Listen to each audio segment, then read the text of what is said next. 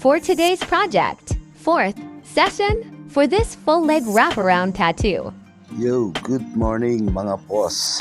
Bali, ito na yung pang-apat na session natin dito sa project nating full leg wrap around. At sa hindi inaasahan nagkaroon ng sugat ng ating boss sa kanyang alulod o sa may gawing harap ng kanyang binti. Kung napapansin nyo, tinakpan natin para maiwasan nating madumihan o mapunasan kasi medyo sariwa pa yung sugat. At ito na nga po pala yung naiwan natin na first week ng July natin ginawa yung pangatlong session niya. Ito yung naiwan natin na gagawin uli sa pang-apat na session. Balik, puro color packing na yung gagawin natin dyan mga boss. Alam niyo naman na iba yung pain sa part na yan, kaya in-enjoy na lang ng ating client para matapos lang. Alright, let's go!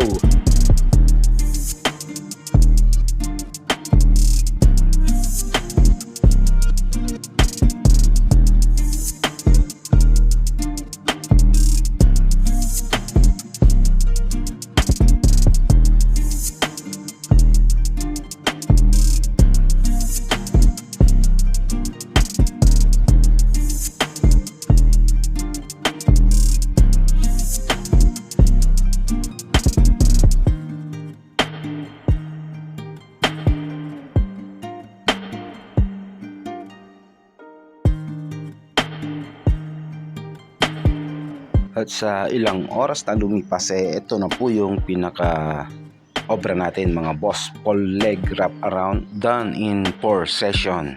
Grabe ang dedikasyon ng ating client para matapos kasi nga pabalik na siya nitong buwan na to sa Singapore at buti na lang at naisingit niya tayo sa kanyang hectic na schedule.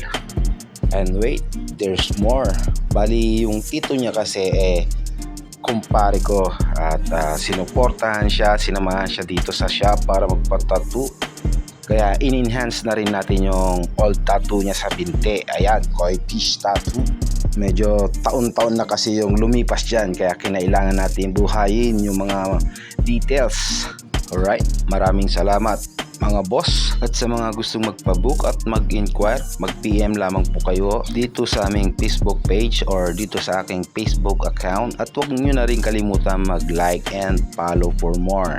Salamat!